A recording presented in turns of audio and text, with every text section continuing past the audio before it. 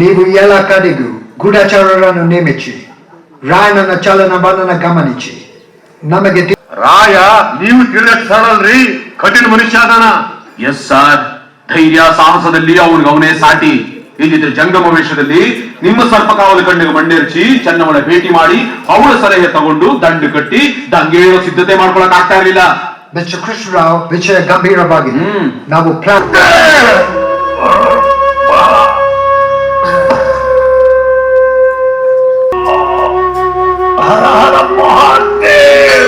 ಬಲ ಬಂದಂತಾಗಿದೆ.